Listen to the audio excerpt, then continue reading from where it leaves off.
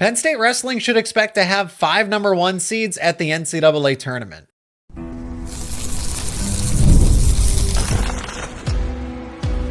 You are Locked On Nittany Lions, your daily podcast on the Penn State Nittany Lions.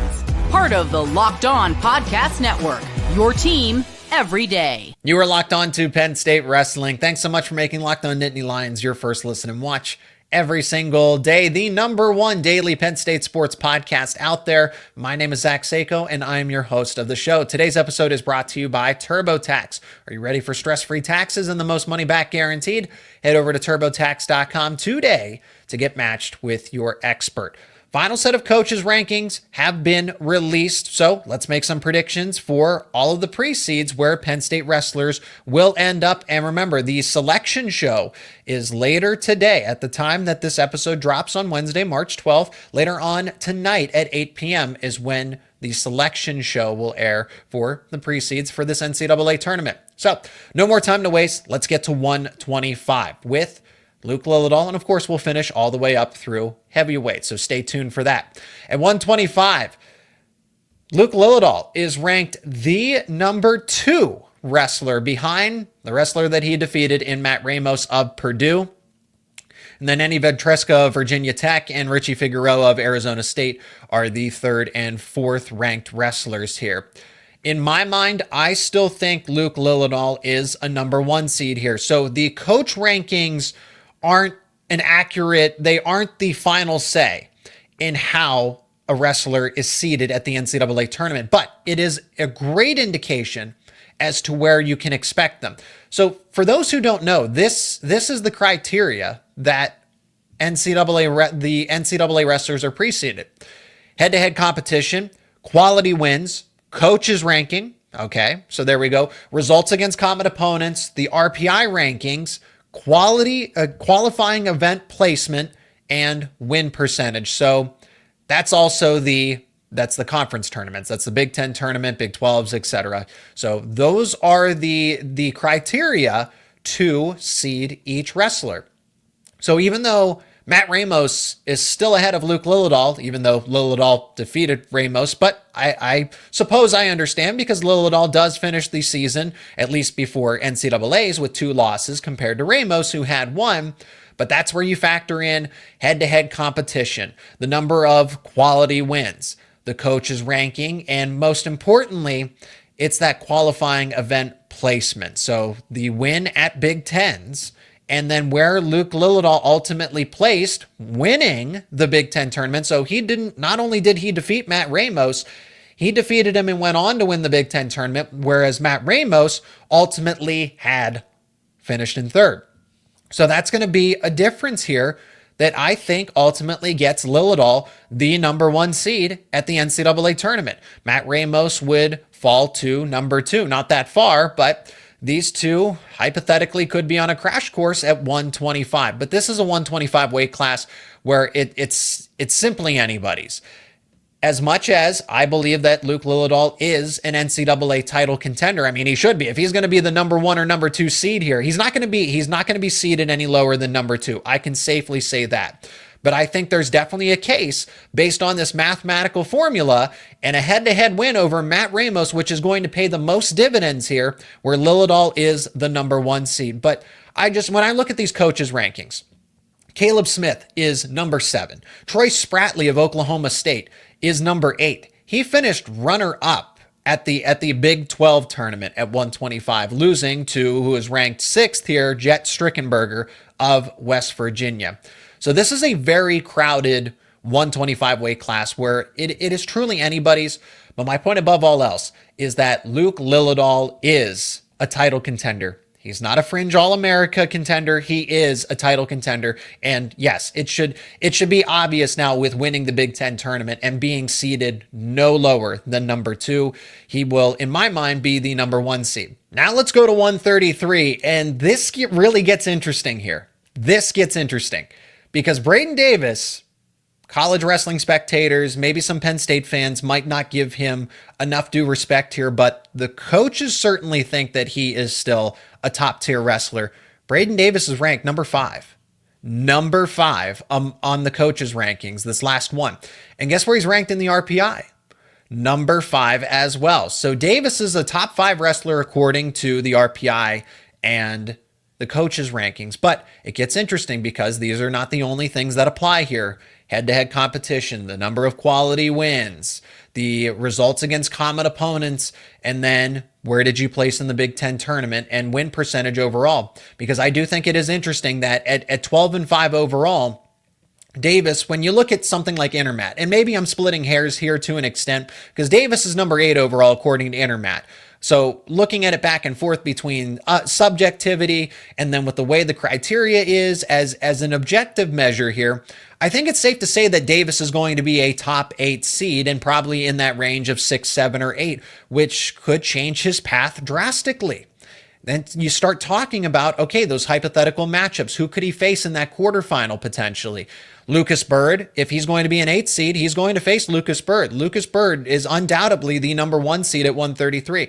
Or do you face Drake Ayala as the 2 seed if you are a 7 seed and Davis, of course, wins the matches that he should?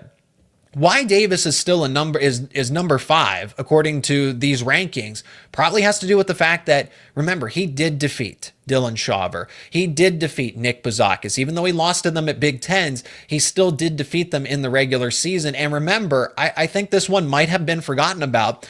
It was only a 1-0 win, but he did in fact defeat Nasir Bailey, who's currently the 3rd ranked wrestler according to the coaches. So that matters here. But then I can't do all of the math that's going to factor into this. But if I had to make a prediction based on what I'm seeing here on the rankings and then overall with the record, I think that Davis will most likely be the 8th seed because the win against Braxton Brown is going to hold a lot of value here. I think that Davis will be the 8th seed and then go up against a tough matchup here, a juggernaut in Lucas Bird if both of them happen to make the quarterfinal.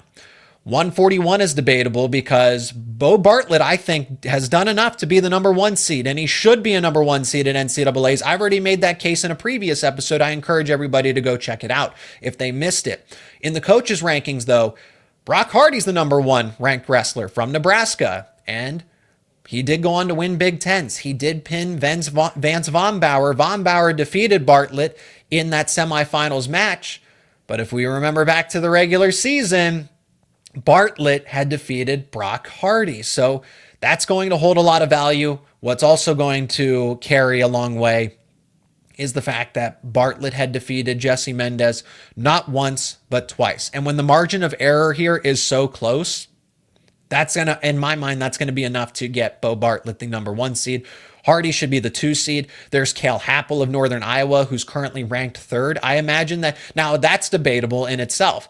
Should Jesse Mendez be the 3 seed or is it going to be Cale Happel? I could see it either way. But what it does, if Beau Bartlett is the 1 seed and Jesse Mendez is the 4 seed, well, guess what? Another hypothetical crash course for them to meet at the NCAA semifinals. So I think the hope is because at some point Jesse Mendez is going, right, he's going to be extra motivated to try to defeat Bartlett since Bartlett's defeated him now back to back. But it also builds confidence in Bartlett that, okay, he shouldn't be intimidated by Mendez. This shouldn't be a match where you assume that he's going to lose because of the way that he struggled in the past multiple times. Now, Bartlett's created a winning streak here.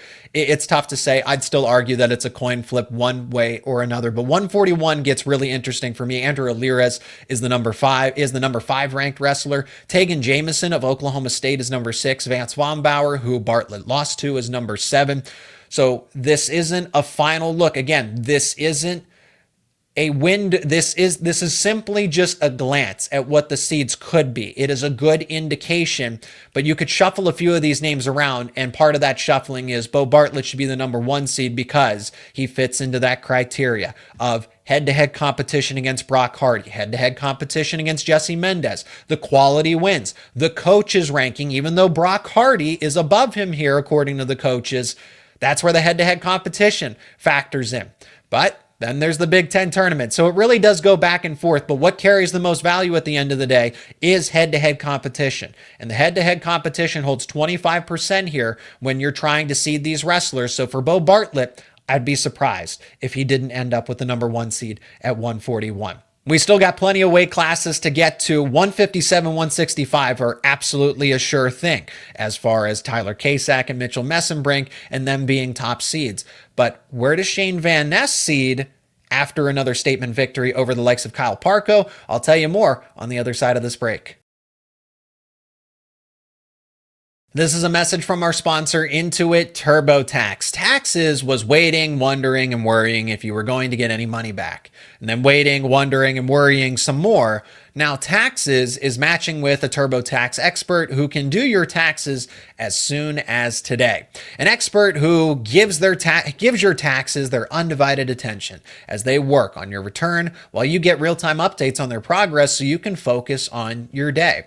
An expert who will find you every deduction possible and file every form, every investment, everything with 100% accuracy. Also, you can get the most money back guaranteed. No waiting, no wondering, no worries. Now this is taxes. Get an expert now on TurboTax.com. That's TurboTax.com. Only available with TurboTax Live Full Service. Real-time updates only in the iOS mobile app. See guarantee details at TurboTax.com/guarantees. That is TurboTax.com/guarantees. Let's pick back up with 149. Shayne Van Ness. I think it's safe to say that he's going to be the 3 seed here. It's tough to try to justify him being seeded over a Caleb Henson, who ultimately went undefeated, won an ACC title, and defeated Ridge Lovett in the process in that season. And then you follow that up with Ridge Lovett. So Lovett's ranked number 2 in these rankings. So Henson's number 1, Lovett's number 2 in these latest coaches rankings. Shayne Van Ness is number 3. So yes, it's as simple as looking at the coaches rankings, but it makes sense when Henson and Lovett are ranked above and Parko is ranked right behind Van Ness, that probably when the NCAA seeds are released, that Van Ness will be the number 3 seed here. But we can also project his path. Henson's going to be number 1. Lovett's going to be number 2. Van Ness and Lovett are on a crash course for that potential semifinals bout. It's not a guarantee. I am not trying to guarantee that, but trying to map out this path. And Shayne Van Ness, could he possibly run into Cannon Webster again? Webster's currently ranked 7th in the coaches' rankings, but remember, he finished 2nd at Big Tens. He defeated Shayne Van Ness head-to-head, so he's going to get some bonus points, if you will, in this seeding. But I don't want to look past the likes of a Lackland McNeil of North Carolina or a Paniro Johnson of an Iowa State that Shayne Van Ness also could potentially match up with. Those are going to be some tough matches as well in the quarterfinals. Ridge Lovett is the one that you want to have circled, though, because Van Ness did lose to Lovett in the regular season. So that's one that you have to be wary of if you're Van Ness himself or as a Penn State wrestling fan. Let's go to 157 and 165. This is pretty self-explanatory here. Not much to debate. Tyler Kasak is the number 1 overall ranked wrestler in these coaches' rankings. He was going into the Big Ten tournament and then ultimately won and won in dominant fashion. He pinned Antrell Taylor, who is presently ranked 3rd, and then ultimately won the title by defeating Brandon Cannon, who is now 5th in these rankings. So in the process, Kasak pinned Antrell Taylor, the number 3 wrestler, had won by major decision against Brandon Cannon. So Kasak being the number 1 overall wrestler here is not rocket science. He will be the number 1 seed. I've already talked about how in the previous episode that he and Meyer Shapiro, this is an anticipated crash course type of match here. I don't know that 157 is as strong as deep of a weight class as it should be.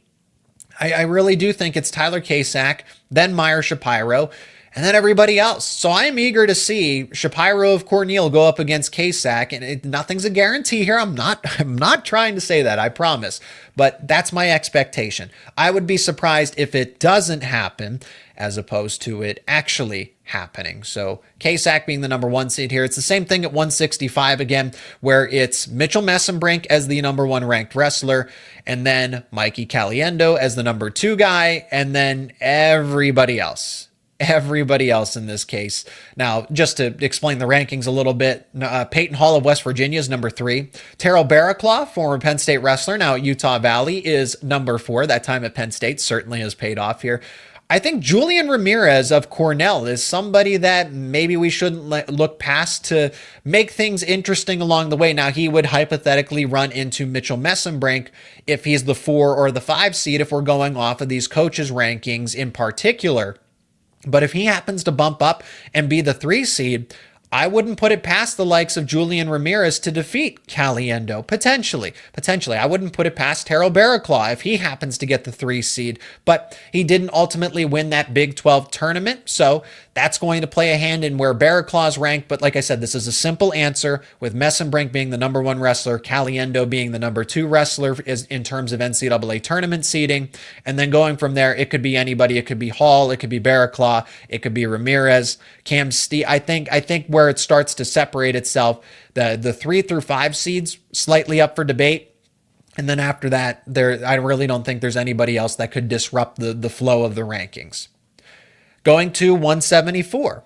So let's talk about Levi Haines, and then we'll get to Carter Starocci, Josh Barr, and Josh Barr is going to be an interesting debate, and Greg Kerkvliet to finish up the show. This is another one where it is going to be pretty straightforward because of that head-to-head result between Keegan O'Toole and Levi Haines. That's the difference. Haines wins a Big Ten title. Now, O'Toole certainly boosted himself and reestablished himself, I think, because I'm giving Dean Hamiti a lot of credit. I would not want to be the 2 and 3 seeds right now, because Haines and Hamiti have to go into what is going to be a deviation of the NCAA championship here. O'Toole and Hamiti went to sudden victory. It was everything as advertised in that Big 12 championship at 174. So Haines winning the Big Ten tournament means that he's going to be the number 2 seed. Hamiti ultimately finishes second. So that's really the difference here, because Haines and Hamiti, they haven't wrestled, and the only thing that they have in common is a loss to O'Toole. But Haines winning the Big Ten tournament, that's the difference, and that gives him the number 2 seed. So O'Toole's going to be number 1, Haines is going to be number 2, Hamiti is going to be number 3, and it's going to be a crash course. Expect Haines versus Hamiti, and hopefully Haines comes out on top. I don't think there's much that separates these two wrestlers. I think this could go to sudden victory. We'll see in due time what ultimately happens. Haines and Hamiti, though, you can book it in that 174 semifinal between the 2nd and 3 seed, respectively. Carter Starocci, no doubt about it, will be the number 1 seed at NCAAs. Josh Barr, because he ended up injury defaulting in those final 2 matches, gets interesting where he could be seated. We'll talk about it and wrap up the show coming up next here on Locked On Nittany Lions. Today's episode is also brought to you by Factor. Are you looking to optimize your nutrition? Factor makes eating well easy with chef-prepared, dietitian-approved meals that are fresh, never frozen, and ready to heat and eat in just 2 minutes. With 40 options across 8 dietary preferences every week, you can customize your meals to fit your lifestyle, whether it's calorie smart, protein plus, or keto. And Factor even offers things like wholesome smoothies, breakfasts, and grab-and-go snacks to keep you fueled all day long. Factor meals will take the stress out of meal planning. You can try their Protein Plus meals. They're packed with flavor. They'll keep you full throughout the day, but it's the convenience. The convenience is unbeatable. There's no prep. There's no mess. Just great food in minutes. Eat smart with Factor. Get started at factormeals.com/LockedOnCollege50 off and use code LockedOnCollege50 off to get 50% off your first box plus free shipping. That is code LockedOnCollege50 off at factormeals.com/LockedOnCollege50 off to get 50% off plus free shipping on your first box. 184, Carter Starocci will be the number 1 seed, but it does get interesting because in the scheme of things, not a lot separates Carter Starocci and Parker Kakaisen in terms of their resume. Now, for anybody that might not know or needs clarification here in this sense, I think it's worth talking about. The NWCA All-Star Classic does not count. That is a preseason match and does not have any bearing as far as how wrestlers are ranked and seeded in the regular season, because it is not a registered NCAA match. So Starocci may have beaten Kakaisen along the way, but it was in an exhibition, because there isn't a lot that separates Starocci and Kakaisen. They have undefeated records. They both won their respective conference titles. So if you look at Kakaisen, he has 3 more wins in terms, he's 24-0 compared to Starocci being 21-0. So unless Kakaisen defeated all these ranked wrestlers, this is where the coaches' rankings really matter, because Starocci is the number 1 overall ranked wrestler, and that's going to hold here. So this could actually be a little more debatable than meets the eye, but it's that coach's ranking that's going to hold this here, where Starocci is the number 1 seed, Kakaisen's the number 2 seed. Max McAnally should be your 3 seed. He, remember, was the runner-up. He lost to Starocci in sudden victory, but he jumps. He's the third-ranked wrestler now at 184, and I think that's correct. That is spot on. Dustin Plott is the number 4 seed, and it's really just Starocci and Kakaisen on a crash course here. That's my NCAA title prediction. I'm not afraid to share it now because that's how confident I am in it. But Max McAnally will give Kakaisen a fight. Went on this show, talked about it here, that McAnally is as good as advertised, or, well, he wasn't advertised enough. Oh, well, he's just a redshirt freshman. Starocci should be able to defeat him handedly. McAnally's not going to challenge him. And I said, I don't think so. I think Max McAnally is going to give Starocci everything that he can handle, and it's that experience. The talent's all there for McAnally, but it's the experience. It's being a veteran wrestler. It's being a former 4-time champ. That certainly helps as well, that Starocci is presently better than McAnally at this point in time. But McAnally is not far off as a redshirt freshman, and we all learned that at the Big Ten tournament. 197, Josh Barr. He had to injury default, unfortunately, and hopefully he's ready to go. I am cautiously optimistic because he was shaken up. It did not look good at the Big Ten tournament, but Penn State could not have a better training staff. Dan Monthly, the lead trainer for the wrestling program, he got Carter Starocci ready for last year's NCAA tournament. He will work with Josh Barr to get him ready. Now, it's a shorter timeline, but like I said, that cautious optimism that Barr will be ready to go. Where he is ultimately seated will be interesting because, as we remember, Starocci was seated number 9 after he had the injury default twice, but he didn't wrestle the entirety of the Big Ten tournament. For Josh Barr's case, he did finish 6th, but those matches are going to count if we're going off of the general criteria. Head-to-head competition, quality wins, the coaches' rankings, results against common opponents, RPI, all of that matters. Win percentage, and then where you placed at your respective qualifying tournament, where you placed at the conference tournament.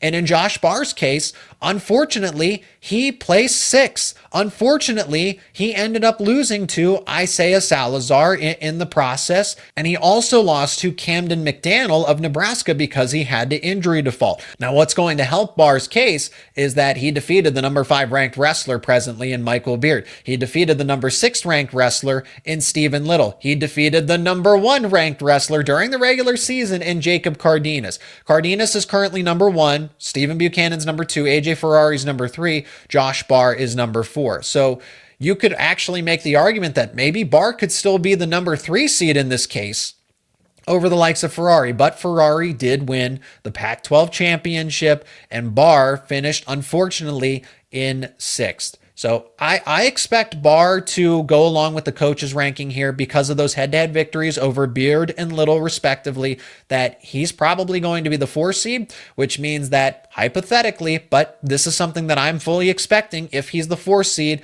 Cardenas being the hypothetical 1 seed here, that's another crash course, and we get Cardenas versus Barr, part 3, and it does not disappoint. Went to tiebreaker the first time, went to sudden victory the second time. It's going to go, and it's most likely going to go to sudden victory. Again, we have to wait and see, though. Is Barr going to actually compete at NCAAs? I am hopefully, I am confident that he will be there, but it's not a guarantee. Unfortunately, it is not a guarantee at this time, and maybe we'll get an update over the next few days. But Barr is a national title contender for Penn State if he is available. If he's not 100%, I still think he is better than some of these other wrestlers that are ranked below him. I think he could defeat Michael Beard again. I think he could defeat Stephen Little again. Luke Serber of Oklahoma State, Wyatt Volker of Northern Iowa. Max Stout is coming a long way. Max Stout is a former Pennsylvania State wrestler, state champion as well. Currently attends Pitt. He is somebody that is actually going on strong here to finish the season. Trey Munoz of Oregon State. I just look at that next group of wrestlers in that next tier and still believe that Josh Barr, maybe not necessarily 100%, would still be better than this next group. That's just how good of a wrestler Barr has been in his first season. Then we get to heavyweight. Kerkvliet is the number 2 ranked wrestler per the coaches and per the RPI as well. RPI is interesting because Kerkvliet's number 3, Hendrickson's number 1, Owen Trefan of Lehigh is number 2. And that was something I was actually concerned about, is that could Kerkvliet be ranked, possibly lose a spot, and drop down to 3rd? I guess in the scheme of things doesn't really change anything because Wyatt Hendrickson did win his respective heavyweight title at Big 12s. He's undefeated as well. But when you look at it, okay, well, Kerkvliet lost to Gable Steveson in that Big Ten title, but it does give him a loss. It also his placement at the qualifying conference tournament puts him at 2nd. Wyatt Hendrickson came in 1st. So I do wonder here, it doesn't change anything in the scheme of things because if you're the 2 or the 3 seed, at the end of the day, Kerkvliet was going to go up against Wyatt Hendrickson in order to get to Gable Steveson again. So there's no concern, but do not be surprised. Do not be surprised if Kerkvliet ends up being the 3 seed and Wyatt Hendrickson ends up being the 2 seed. Because, again, these are the criteria that people are working off of, that the selection committee is working off of. Head-to-head competition, they haven't wrestled. Quality wins, well, Wyatt Hendrickson, I imagine, has more than him because he's 22-0 versus Kerkvliet 17-1. Now, Kerkvliet is the number 2 ranked wrestler from the coaches, but then you look at event placement. RPI, Hendrickson is ranked slightly better. Results against common opponents, well, Hendrickson's in the Big 12, Kerkvliet's in the Big 10. I can't imagine there's much more there. And Hendrickson does have the win percentage since Kerkvliet does drop that one match to Steveson. It's a lot of splitting hairs, all to just say at the end of the day, it doesn't matter because one way or another, Kerkvliet and Hendrickson are going to have to meet in that NCAA semifinal in order to get to Gable Steveson. One final thing that I thought was interesting that we'll finish up the show with is the top 10 most dominant wrestlers, and Penn State has 4 of the top 10 spots. So Wyatt Hendrickson is actually the most dominant wrestler this season. Mitchell Mesenbrink is 2nd. Carter Starocci was 3rd. Kakaisen is 4th. Kerkvliet was 5th. Caleb Henson of Virginia Tech was 6th. Owen Trefan of Lehigh was 7th. A lot of heavyweight wrestlers here, right? Levi Haines of Penn State, 8th. Matt Ramos of Purdue, number 9. And Julian Ramirez of Cornell is 10th. So those are the top 10 most dominant wrestlers based on the final rankings to going into NCAAs. So those are my predictions. Those are my expectations for the pre-seeds. Remember, they are released tonight. At the time that this episode is released, the selection show for NCAAs is going to air tonight at 8 p.m. Eastern time. So check it out. And we're going to have analysis about where each wrestler is seated because then we'll know their path. We will know their path and hypothetical matchups and opponents that they could see. Is it going to be favorable or is it going to be tough? We're going to break it all down as soon as possible here on Locked On Nittany Lions. So if you're not already, become an everydayer. Subscribe to the YouTube channel and wherever you get your podcasts so that you do not miss these discussions around Penn State wrestling and to keep up with all your favorite Penn State sports teams with Penn State wrestling, Penn State football, Penn State men's basketball. Keep it right here on Locked On Nittany Lions.